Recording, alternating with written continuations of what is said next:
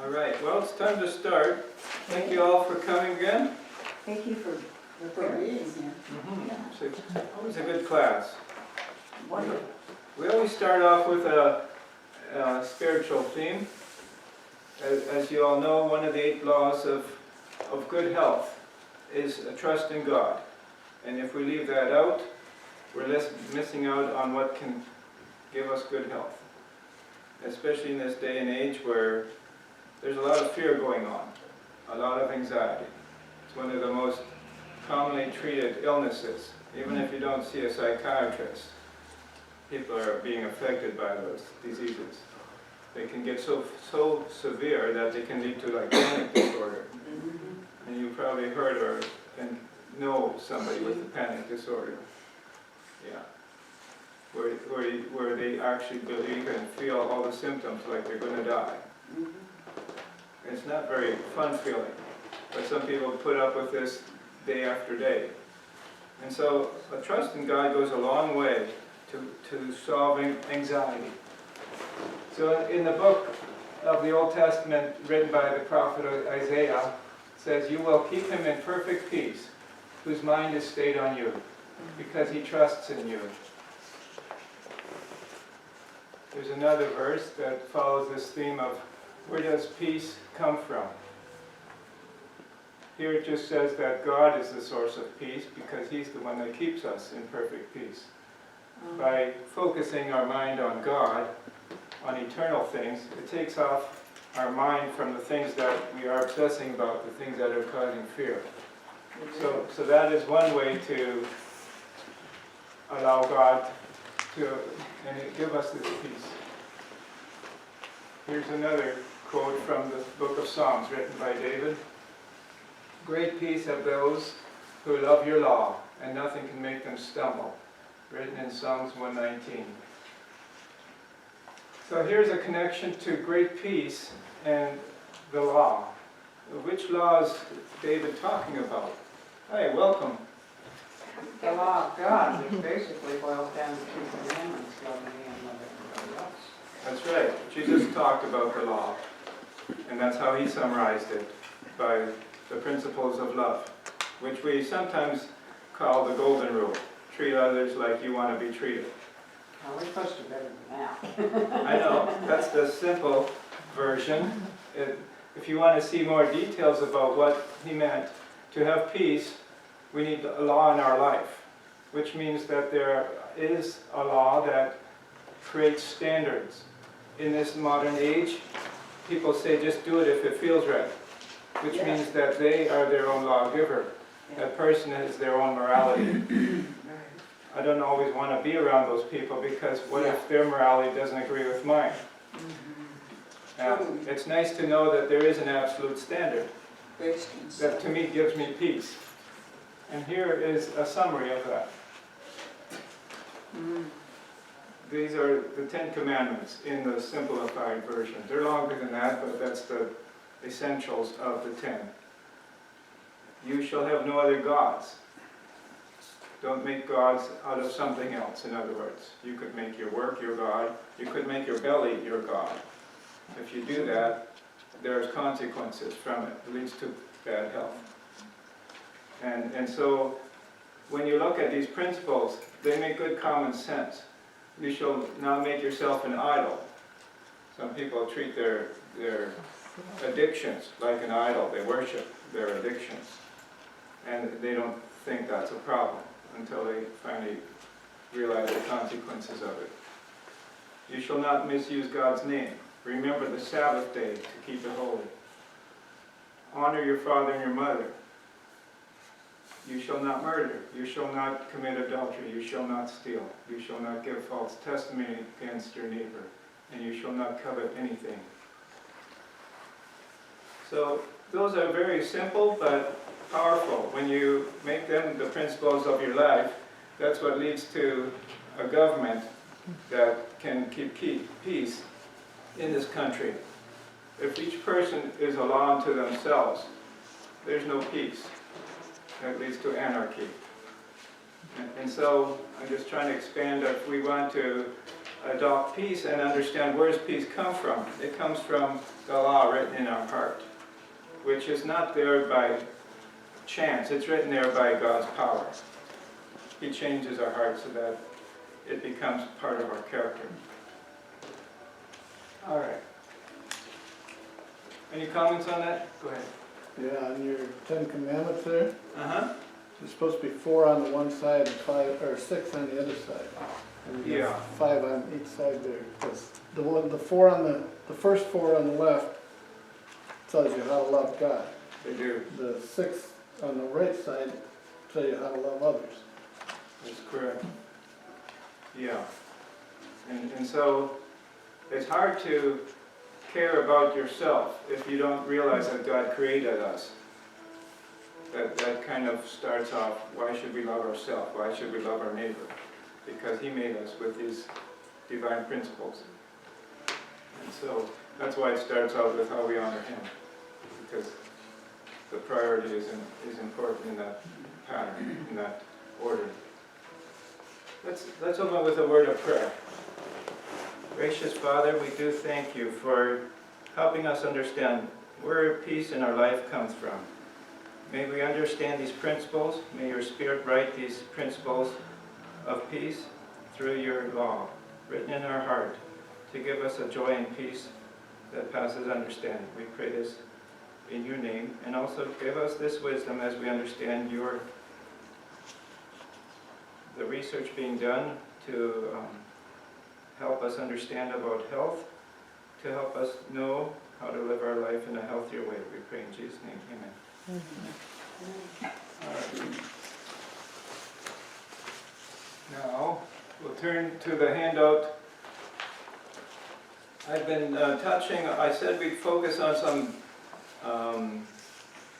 topic about supplements. This is not probably the only or first time you've heard about supplements like B12. But if we're promoting a plant-based diet, this is one of the vitamins that is important to understand. So if you turn to the handout about B12, let me find that one.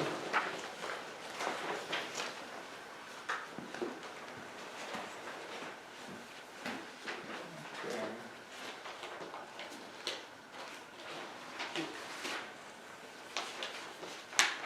There's a picture on the board. I'm going to try and make it bigger if I can. It's a little bigger.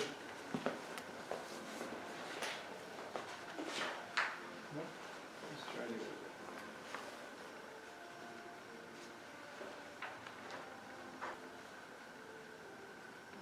There are many people who don't understand much about B12, so I thought we'd just give a little background.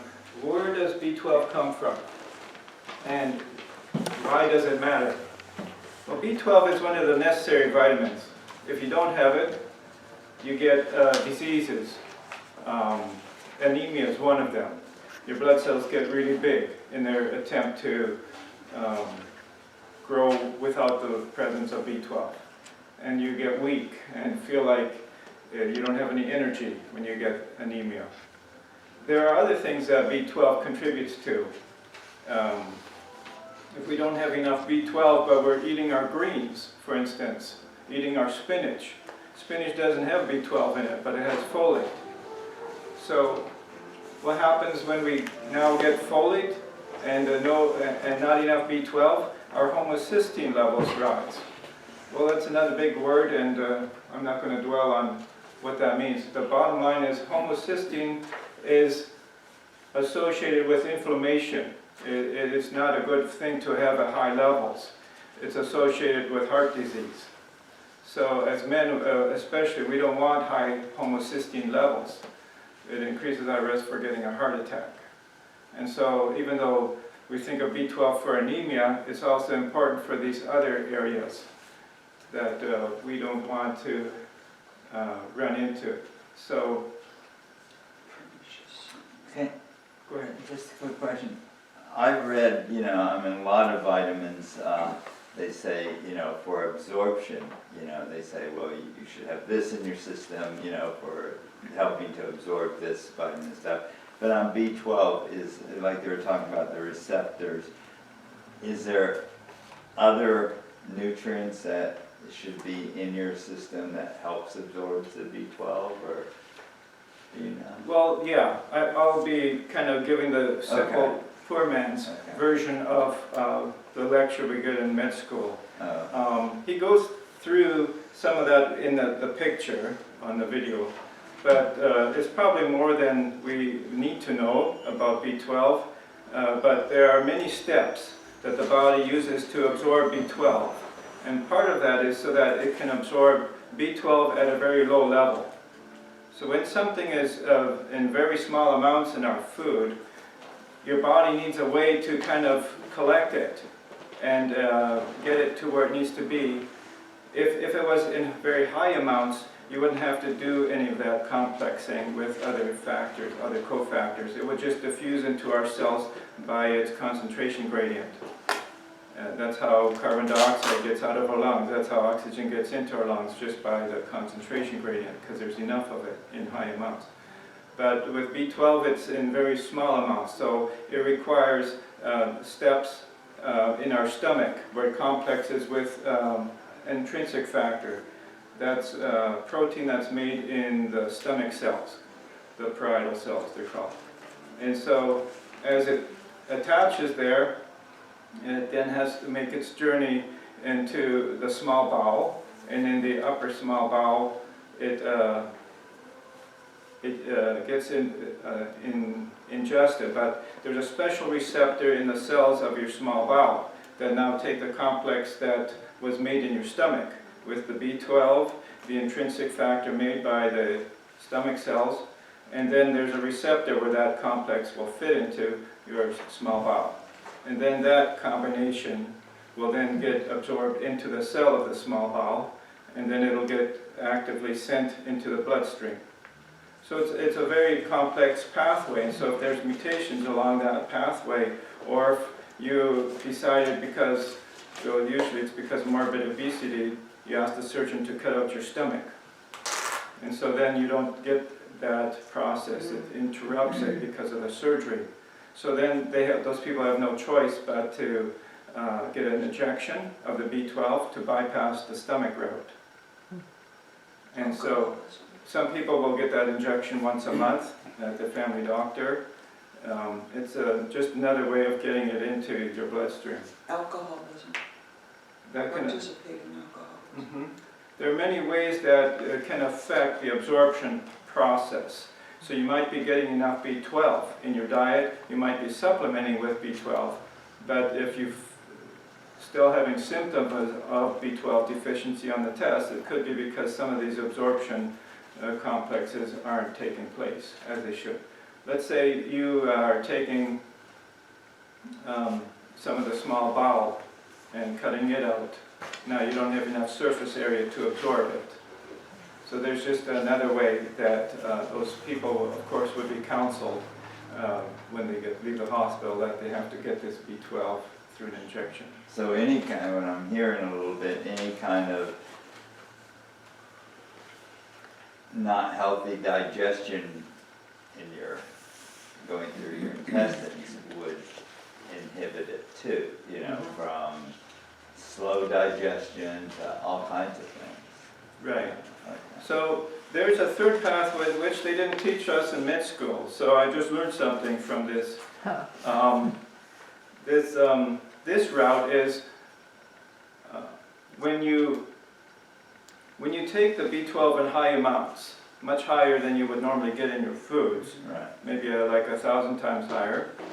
Let's say we take a dose like 5,000 micrograms.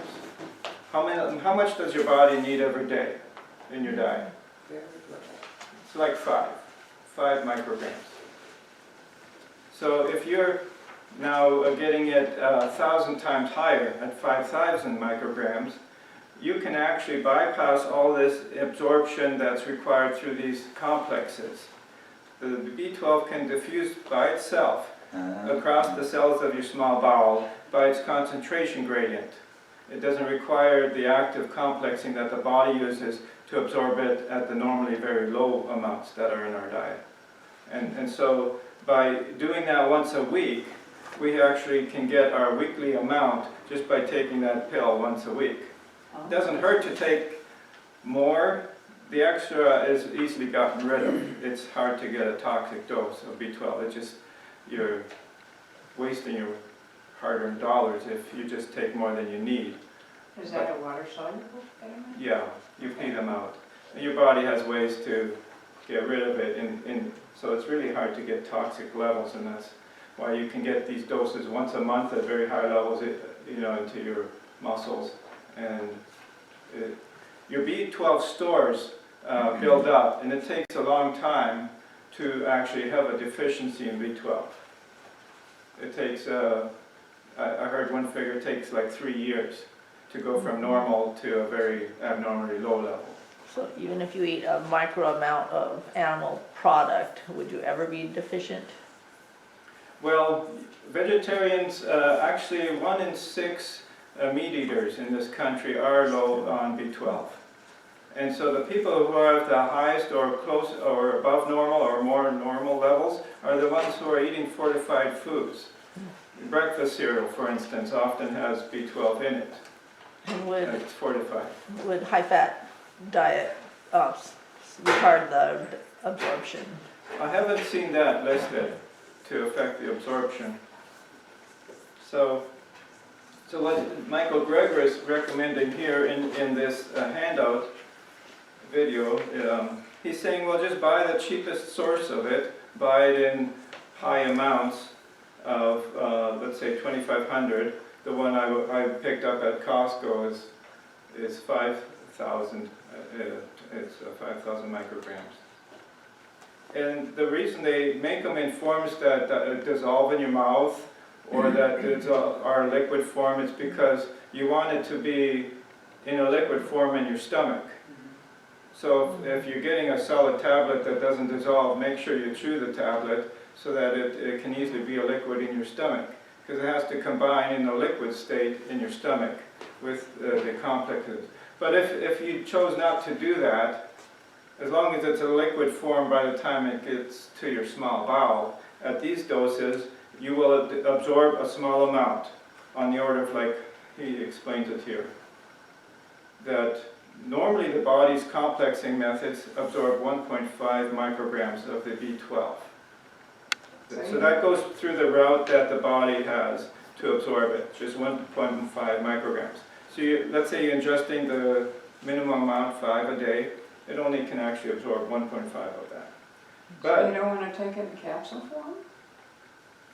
you could, Because that's how I take a B complex and it's in capsule form. yeah. But it's high So, enough. sometimes if, let's say the capsule doesn't dissolve in your stomach, then it's not going to combine with the intrinsic factor that's made in your stomach. Then you're relying on the high doses. If the B12 in that pill or capsule is not at a high dose, then you can, through diffusion or through this alternative method absorption, you can absorb like 1% of it. It says that in the middle paragraph. About 1% of the rest of this pill, or B12, can be absorbed passively, which means that it doesn't require anything from the stomach, doesn't require any receptors in the small bowel. It sneaks through into the bloodstream passively through the gut. Go ahead. You could take the capsule, open it up in a drink. Yeah, Just pour the content into a drink. that would be another way, unless it tastes real bad. Just put it in water. I get my B12 by itself, so that doesn't become an issue. So if you have an absorption issue, taking these higher doses rather than the small doses every day, by having a higher dose, you can get more absorption through the passive method. And so he does the math, and so let's say you absorb 1.5 micrograms through the conventional pathway, you can actually absorb 25 micrograms through the passive method, using that starting dose of 2,500 micrograms. So the vast majority at those doses are from the passive method. And they never explained that in med school.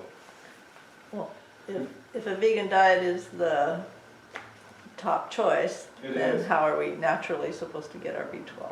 Well, B12, so it was a mystery to me. I Yeah. thought, well, yeast has B12 in it. It doesn't. It's for some, like Red Star? Red Star says they have B12 in them, but it had nothing to do with the yeast. They simply added B12 to the yeast. And so it's only bacteria that make the Right. B12. And in days where people ate from the garden and weren't so fastidious to wash the bacteria off, you would get them at the low levels you needed. Well, that's what I'm relying on.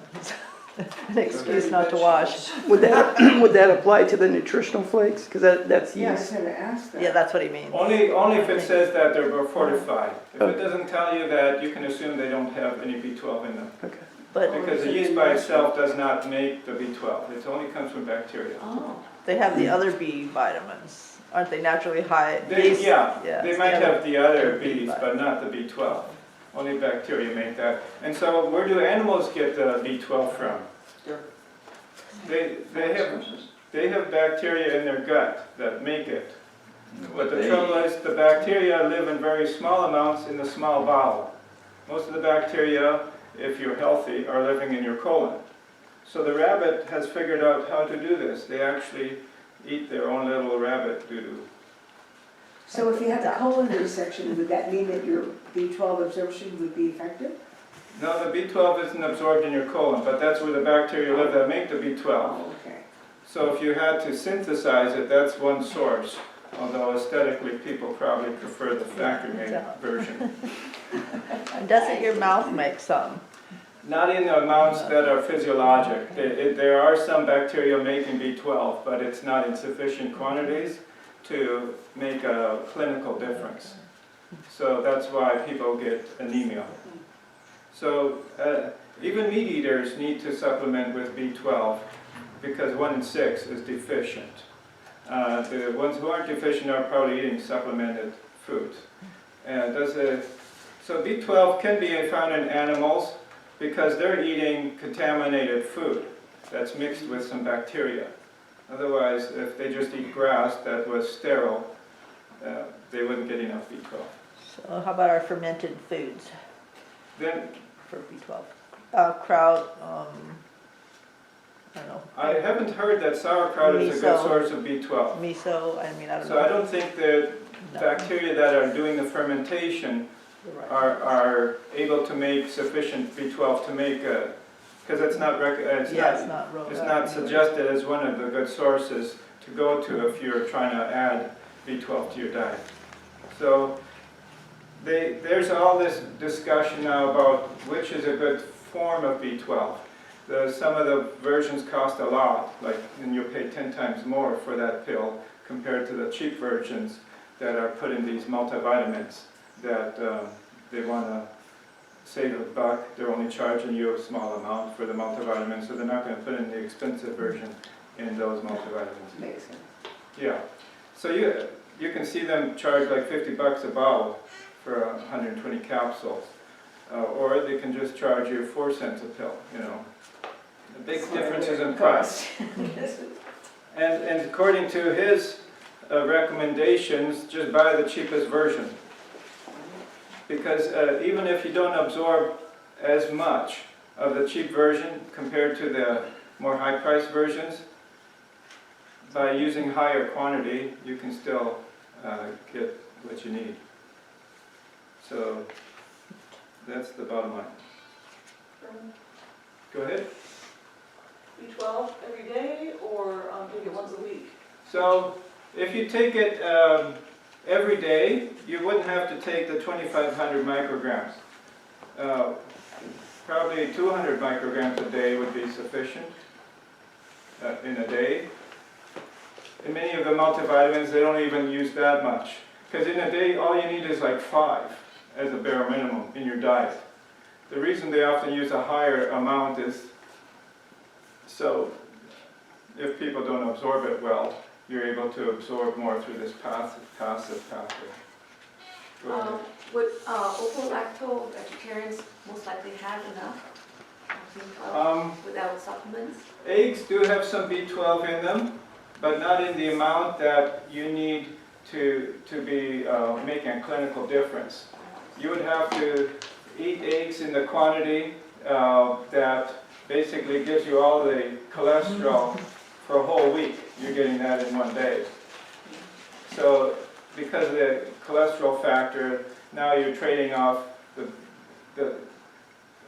the amount that's in eggs is very small. Breakfast cereals have way more than that for a serving. So I wouldn't consider eggs to be a healthy alternative if the amount that they're giving you comes at a price of adding all that cholesterol to your diet. Yeah.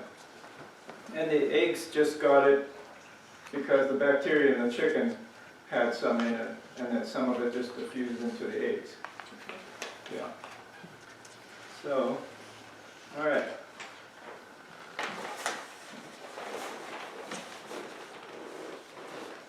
So it's even if you don't have an anemia concern, if men are healthy, usually they are not anemic. It's often women that have the anemia, but the anemia we're talking about is not an iron deficiency, which usually affects women.